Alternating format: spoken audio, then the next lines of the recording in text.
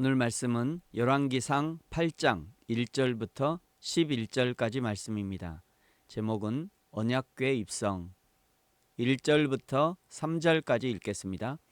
이에 솔로몬이 여호와의 언약궤를 다윗성 곧 시온에서 메어 올리고자 하여 이스라엘 장로와 모든 지파의 우두머리 곧 이스라엘 자손의 족장들을 예루살렘에 있는 자기에게로 소집하니 이스라엘 모든 사람이 다 에다니멀 곧 일곱째 달 절기에 솔로몬 왕에게 모이고 이스라엘 장로들이 다 이름에 제사장들이 궤를 매니라. 아멘. 오늘 8장은 총 66절로 구성된 긴 장입니다. 1절에 이에라는 단어로 시작하고 있죠. 이에라는 것은 7장에서 솔로몬의 왕궁 공사를 다 마치니 그 다음에 라는 의미입니다. 또한 성전에서 쓸 모든 성전 기물을 다 만든 후 드디어 라는 의미이죠.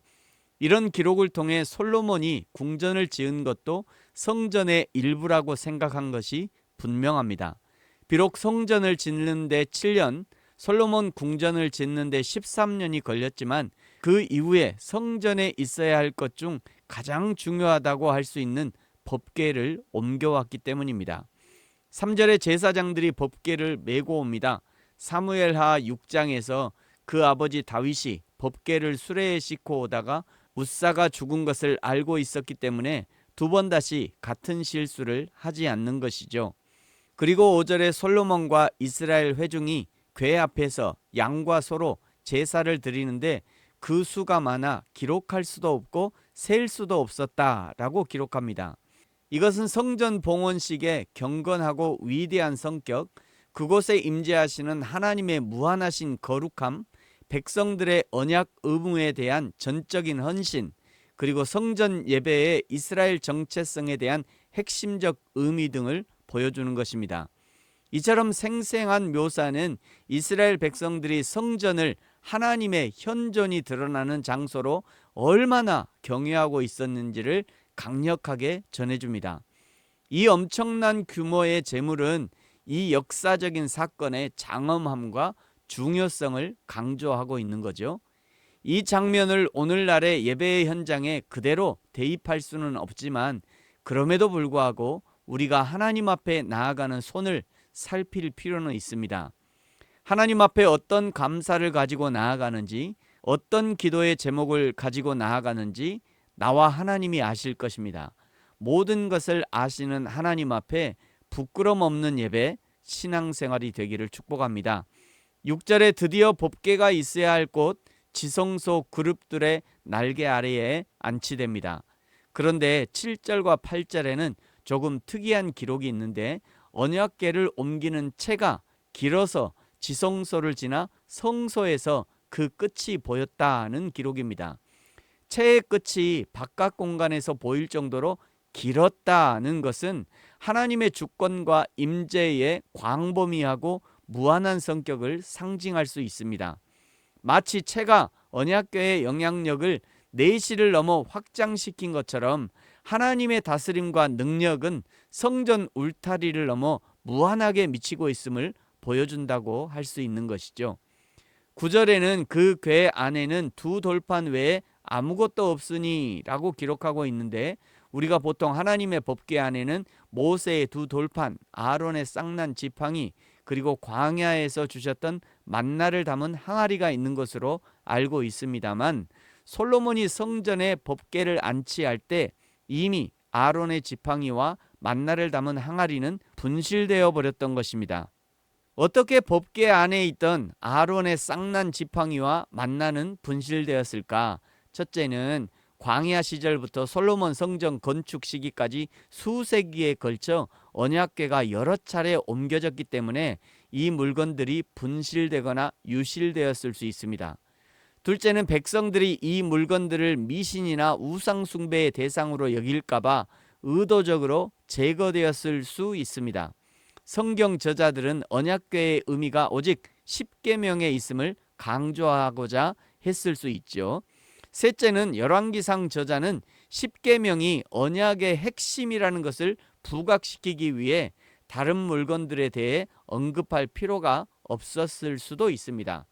이런 이유로 법궤 안에는 처음에 넣었던 아론의 쌍난 지팡이 만나 항아리는 분실되었고 이제 십계명 두 돌판만 들어 있습니다.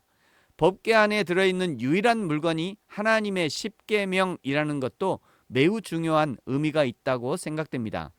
다른 것 다 잃어버려도 설령 하나님의 기적을 잃어버리고 먹을 양식이 없다 해도 결코 잃어버려서는 안 되는 것이 있다.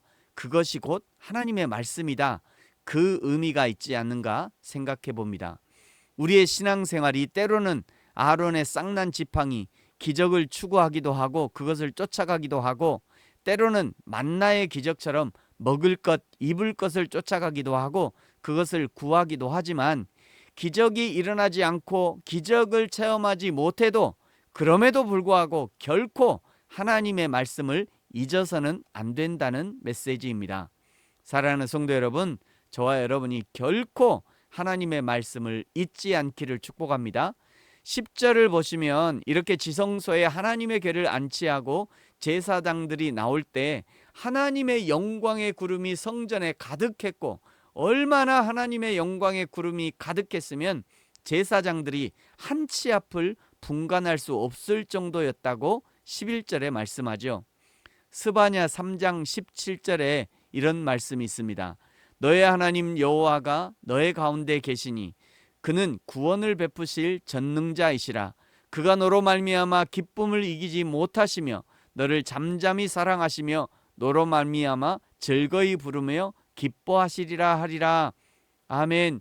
지금 이 성전에 가득한 구름, 제사장들을 움직이지도 못하게 할 만한 하나님의 영광의 구름은 하나님의 기쁨의 극치를 보여주는 것입니다. 마치 금메달을 딴 선수가 너무도 기뻐서 서로 부둥켜 안고 즐거워할 때 한쪽 사람이 이제 풀어줬으면 하는데 상대방은 아직 기쁨을 감출 수 없어 계속 안고 있는 상황과 비슷합니다. 하나님이 하나님의 법궤를 지성소에 옮긴 제사장들을 안고 너무도 기쁜 나머지 아직 놔주고 싶지 않은 것이라 생각됩니다. 사랑하는 성도 여러분, 우리 하나님이 저와 여러분을 이렇게 기뻐하십니다. 내 속에 예수 그리스도를 믿는 믿음을 소유한 사람을 이렇게 기뻐하시고 하나님의 말씀이 살아서 역사하시는 말씀이라는 것을 믿는 사람을 이렇게도 기뻐하시고 그 말씀이 그러한가 하여 날마다 묵상하고 그 말씀을 삶에 실천하기를 기뻐하는 사람을 우리 하나님이 이렇게도 기뻐하시는 것입니다. 저와 여러분이 이 하나님의 기쁨에 날마다 동참할 뿐 아니라 우리 하나님을 더욱 기쁘시게 하는 우리 개인과 가정과 교회가 되기를 예수님의 이름으로 축복합니다. 아멘. 기도하겠습니다. 하나님 아버지 감사합니다. 드디어 솔로몬 성전 지성소에 하나님의 법궤가 안치됩니다. 온 세상이 다 하나님이 거하시는 것이고 성전을 요구한 적도 없고 이 좁은 성전에 갇혀 지내는 분도 아니지만 그러나 여호와 하나님을 위해 최선으로 집을 준비하고 하나님께 봉헌한 것을 너무도 기뻐하시는 하나님의 구름이 임재합니다. 주님, 나의 인생이 하나님을 모신 인생이 되게 하시고 그리하여 하나님의 영광으로 감싸 안으시는 인생이 되게 하시고 주여 우리 교회가 하나님을 모신 교회가 되게 하시고 하나님의 영광으로 가득한 교회 되게 하여 주옵소서. 감사합니다. 예수님의 이름으로 기도합니다. 아멘. 하늘에 계신 우리 아버지, 아버지의 이름을 거룩하게 하시며 아버지의 나라가 오게 하시며 아버지의 뜻이 하늘에서와 같이 땅에서도 이루어지게 하소서. 오늘 우리에게 일용할 양식을 주시고 우리가 우리에게 잘못한 사람을 용서하여 준 것 같이 우리 죄를 용서하여 주시고 우리를 시험에 빠지지 않게 하시고 악에서 구하소서.